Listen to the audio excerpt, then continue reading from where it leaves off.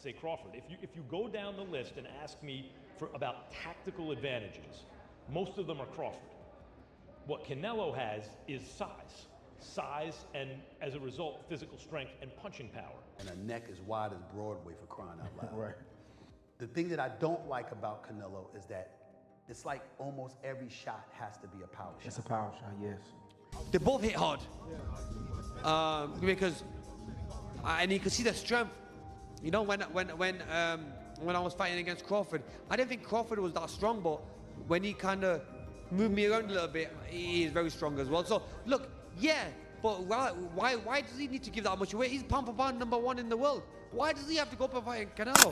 Max Kellerman and Stephen A. Smith analyze Canelo Alvarez versus Terence Crawford. Stephen A. forecasts Crawford triumphs by decision, but urges caution, recalling Gervin Davis's advice that Crawford might face trouble if he opts to engage excessively. With Canelo's inherent size and strength edge, Stephen A. believes Crawford must depend on defense, agility, and ring intelligence instead of trading blows. The analysts emphasize tactics over power as the critical factor. Greatness. And a neck as wide as Broadway, for crying out loud. Right. The thing that I don't like about Canelo is that it's like almost every shot has to be a power shot. It's a power shot, yes. And that's not beating Crawford. I will confess, I think Gervonta Davis's trainer, Cal, I think he said this. He said Crawford could find himself in trouble, and I'm not sure it was him, but I think it was him. He said Crawford could find himself in trouble if he decides to engage with Canelo, because Canelo is the naturally bigger, strong fighter. And I don't care that Crawford's gotten bigger, and I don't care that Crawford's going to go in there just as big as Canelo. Canelo is accustomed to fighting at the weight. Meanwhile, Max Kellerman observes that Terence Crawford's overall skill set seems sharper, providing him a technical advantage. He notes Canelo Alvarez's sturdy chin and naturally bigger build with a larger frame that offers power in exchanges. Yet, in recent bouts, Canelo hasn't appeared as dominant or sharp as before, showing slight regression. This contrast of Crawford's finesse against Canelo's size and toughness frames the fight as a contest of timing versus endurance. Great chin, a great chin. But in terms of, if you want to go skill for skill, especially the recent version of Canelo, who's had to turn into a seek and destroy guy, who had to learn as his career went on to cut off the ring and not just follow guys around. Like Lara, Trout, Floyd, he followed those guys around. He had trouble because he's really a natural counterpuncher who wants you to come to him. But in recent years at super middleweight, he's gotten really good at cutting off the ring. Again, last fight notwithstanding. So as an overall suite of skills, recent vintage, it's been Crawford. Okay. But Canelo also is skilled and has a larger skeleton than Crawford. No matter what they weigh, Canelo's the bigger guy. Yeah.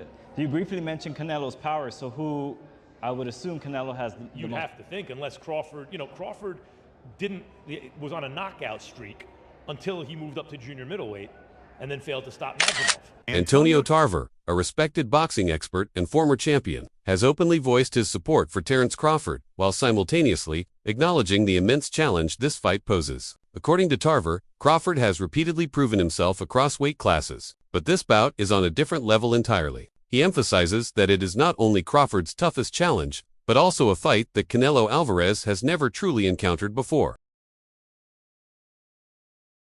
Faced before. I'm Bud County all the way, but this is going to be the toughest fight, the best fighter Bud has ever been in the ring with, and arguably this could be the best fighter Canelo has ever been in the ring with.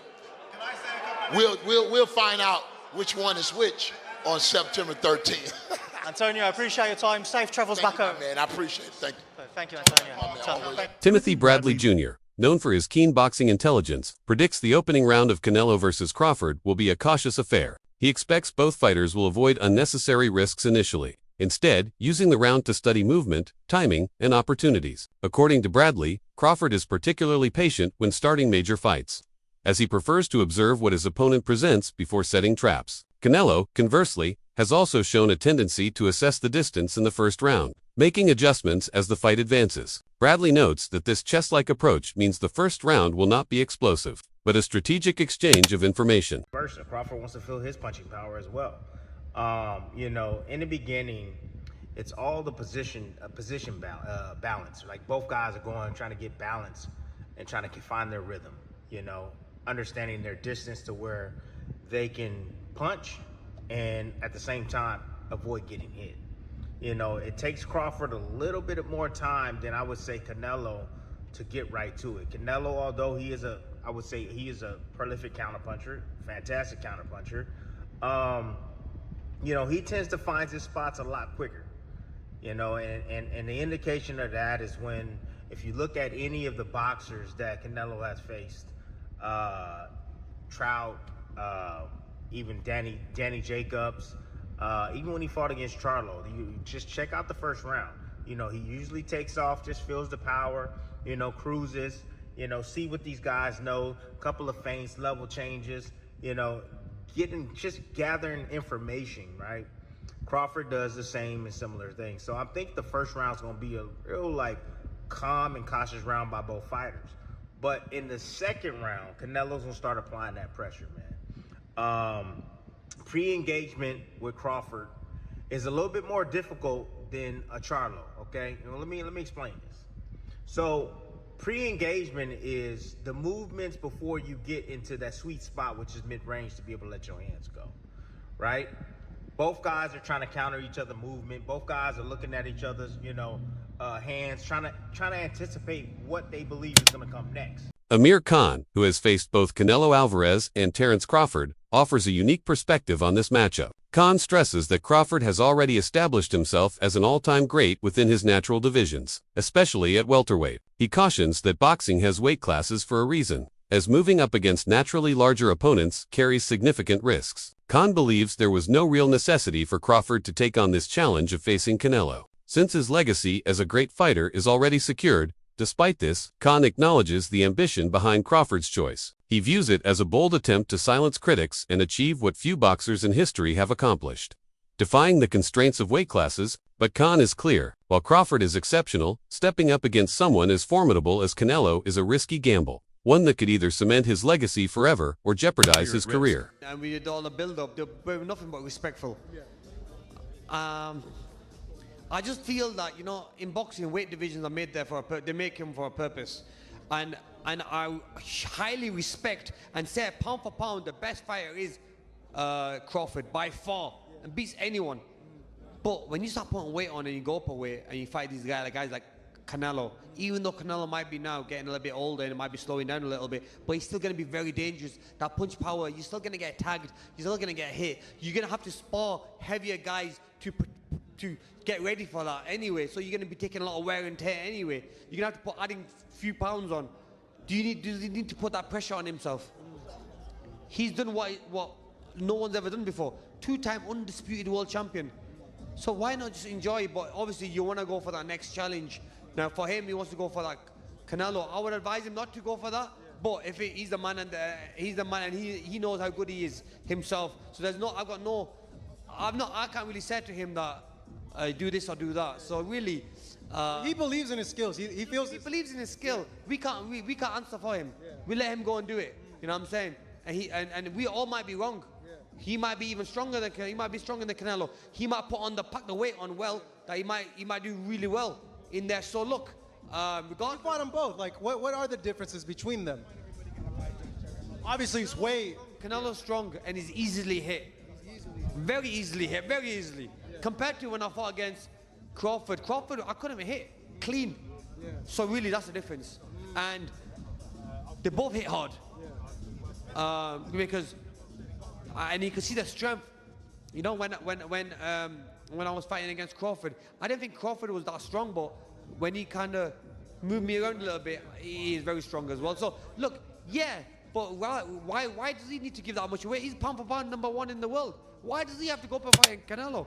Promoter Tom Lafleur examines the event from a business and spectacle perspective. He explains that Canelo Alvarez and Terence Crawford are two of the biggest stars in boxing, each carrying massive fan bases that span across different demographics and countries. Lafleur argues that very few fights in the modern era can compare to this one in terms of scale. The matchup is not only a clash of abilities, but also a collision of two empires. Canelo's established dominance as the face of boxing, and Crawford's ascent as a pound-for-pound king. Lafleur believes the excitement is justified because it is rare to see two fighters of this caliber agreeing to meet, especially when weight differences and legacy stakes are involved. High-profile show, it's huge. It doesn't get any bigger than that.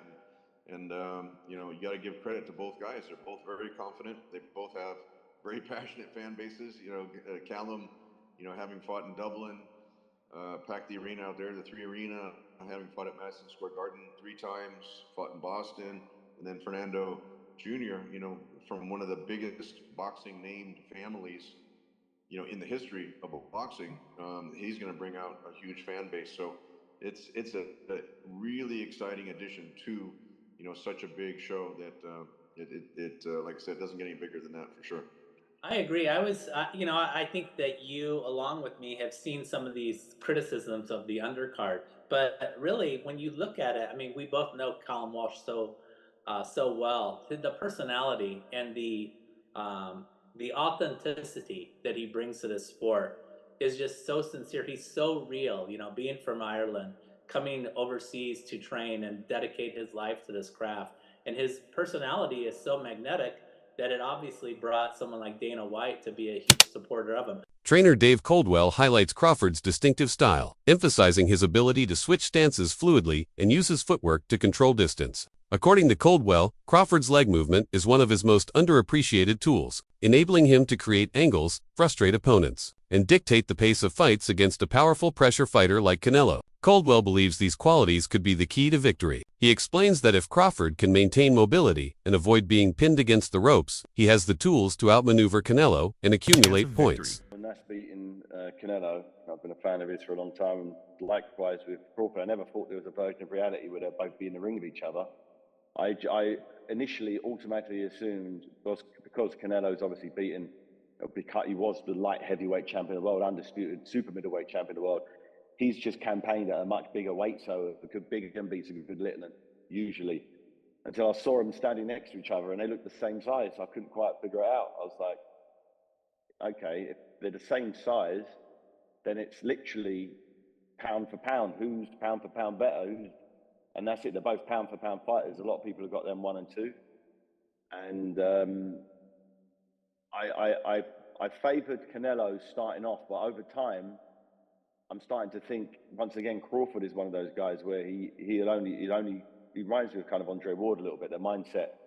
And he wouldn't put himself in a position if he didn't know for sure he had enough firepower to deal with someone of Canelo's stature and Canelo's history. But it's the 2 best fighters on the planet, mixing it up. It's one of those dream fights. It's a proper trades fight, you know, that anyone who's interested in boxing wants to see 2 living legends going at it. Yeah, I can't believe it's actually happening. That makes sense, because they're so big in their own right. The fact that fight would never have happened 10 years ago, 15 years ago. It just wouldn't have happened. And now anything's possible in boxing. Anything's possible. Jeff Mayweather focuses on the issue of weight and natural size, which he considers one of the most pivotal factors in this fight. He points out that Canelo has long been dominant at super middleweight, a division that naturally fits his physique. Crawford, by contrast, is moving up to compete at a weight that is not truly his own, raising concerns about how the added pounds might impact his speed, stamina, and resilience. Mayweather stresses that Canelo's comfort at this weight gives him an inherent edge, as he will not be making drastic changes to his body. Me analyzing and watching Crawford over all these years, I just cannot bet against dude, bro. No, you can't. I'm going to roll with Crawford, and shout out to Nebraska, and that's just what it is. I'm so glad you here, big dog. I'm going to go ahead and put my bread down on Crawford, and I'm going to live with the results. You were a DB, right? I played wide receiver, kick return, punt return. Oh, I thought why did I think you was a DB? I don't know. Even being a wide receiver, you fit the bill of a Terrence Crawford. If Terrence was a football player, right, he more than likely would be a DB or a wide receiver. Yeah. How much weight did you put on leaving high school going into college? That's it for today's video. Stay tuned. Until next time.